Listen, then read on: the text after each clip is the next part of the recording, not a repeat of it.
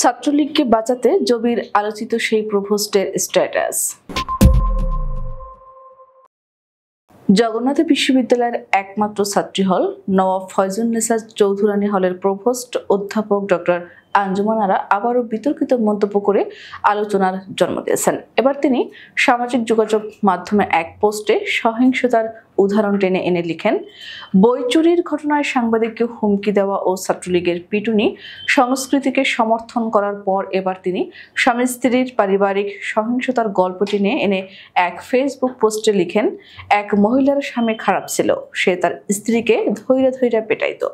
মহিলা বাপের বাড়ি গিয়ে উঠল, স্বামীর বদনাম করতে লাগলো। কয়েকদিন পর ভাই অসহ্য হয়ে বলল, তোর জন্য ওই স্বামী ভালো ছিল যে তোরে ধৈর্য পিটাইতো।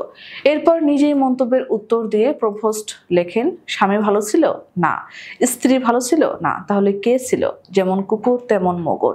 তার এই স্ট্যাটাসকে অনেকেই ছাত্রলীগকে ঘিরে চলমান বিতর্ককে আড়াল করার প্রচেষ্টা হিসেবে দেখছেন। শিক্ষার্থী শিক্ষক মহলে ক্ষোভ ছড়িয়ে পড়েছে। সামাজিক যোগাযোগ মাধ্যমে অনেকে প্রশ্ন তুলেছেন, একজন প্রপোস্ট কিভাবে সহিংসতা ও দমন নীতিকে উদাহরণ হিসেবে দাঁড় করান। এর আগে জাতীয় একটি পত্রিকার ছাত্রী হলে বই চুরির ঘটনা নিয়ে প্রতিবেদন প্রকাশ করলে সাংবাদিক ফাতেমা আলীকে উদ্দেশ্য করে আঞ্জুমান আরা বলেছিলেন, আগে ছাত্রলীগ ছিল না, তারাই ভালো ছিল, ধরে পিটাইতো, ওইটাই ঠিক ছিল। শুধু তাই নয়, রাত 12টার সময় ওই সাংবাদিককে শৃঙ্খলা কমিটির সভায় হাজির হওয়ারও নোটিশও পাঠান তিনি। প্রপোস্টের এসব আচরণের নিন্দা জানিয়েছে বিভিন্ন ছাত্র সংগঠন। বাংলাদেশ সাধারণ ছাত্র অধিকার পরিষদের সভাপতি AKM রাকিব বলেন, বই চুরির ঘটনায় যেখানে দায়িত্বশীল পদক্ষেপ নেওয়ার কথা ছিল, সেখানে প্রপোস্ট উল্টো সাংবাদিককে হুমকি দিয়েছেন। এ ধরনের আচরণ প্রশাসনিক দায়িত্বশীলতার সঙ্গে সামঞ্জস্যপূর্ণ নয়। অন্যদিকে জবির ছাত্রদলের সাবেক সভাপতি মোহাম্মদ আসাদুজ্জামান আসলাম বলেন, একজন প্রপোস্টের মুখে এমন হুমকি ও সহিংসতার প্রশংসা নিন্দনীয়। এতে বোঝা যায় তিনি বিশ্ববিদ্যালয়কে নিরাপদ রাখার পরিবর্তে রাজনৈতিক দমন নীতিকে প্রশ্রয় দিচ্ছেন। আমরা এর বিচার দাবি করছি। শিক্ষক শিক্ষার্থীদের অনেকেই মনে করছেন, আঞ্জুমান আরার ধারাবাহিক বিতর্কিত বক্তব্য বিশ্ববিদ্যালয়ের ভাবমূর্তি নষ্ট করছে এবং প্রশাসনের নিরপেক্ষতা নিয়েও প্রশ্ন তুলছে।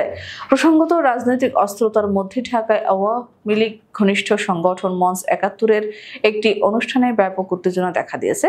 বৃহস্পতিবার সকালে ঢাকা রিপোর্টার্স ইউনিটির শফিকুল কবির মিলনায়তনে আয়োজিত এ অনুষ্ঠানে প্রধান অতিথি হিসেবে উপস্থিত হওয়ার কথা ছিল গণফোরামের এমিরিটাস সভাপতি ডক্টর কামাল হোসেন। তবে তিনি অনুষ্ঠান স্থলে পৌঁছানোর আগেই পরিস্থিতি উত্তপ্ত হয়ে ওঠে। বিশেষ অতিথির উপস্থিতির কিছুক্ষণ পর খবর ছড়িয়ে পড়ে যে জুলাই যোদ্ধা ব্যানারে কিছু শিক্ষার্থী ও স্থানীয় জনতা অনুষ্ঠানের স্থল ঘেরাও করেছে। তারা দাবি করে লতিফ সিদ্দিকী সহ নিষিদ্ধ আওয়ামী লীগের নেতাকর্মীরা এই অনুষ্ঠানের মাধ্যমে রাজনৈতিক ষড়যন্ত্রের চেষ্টা করছেন। অবরোধের কারণে লতিফ সিদ্দিকী মিলনায়তনে আটকা পড়ে যান। পরে উভয় পক্ষের মধ্যে ধস্তাধস্তি ও উত্তেজনা ছড়িয়ে পড়ে। স্থানীয় সূত্রে জানা গেছে, সংঘর্ষের সময় যুবলীগের ৩ কর্মী ও আওয়ামী লীগের 2 নেতা সহ 7 জনকে শারীরিকভাবে লাঞ্ছিত করে আটক রাখা হয়। ছাত্র জনতা উত্তেজনার মধ্যে পুলিশকে লতিফ সিদ্দিকী ও অন্যান্য আওয়ামী লীগ নেতাকর্মীদের আটক করার অনুরোধ জানায়। পরবর্তীতে পুলিশ লতিফ সিদ্দিকী সহ 16 জনকে আটক করে। অনুষ্ঠানটি আদৌ কেন আয়োজন করা হয়েছিল এবং এর পিছনে কি উদ্দেশ্য ছিল তা নিয়ে রাজনৈতিক মহলে নানা প্রশ্ন উঠেছে।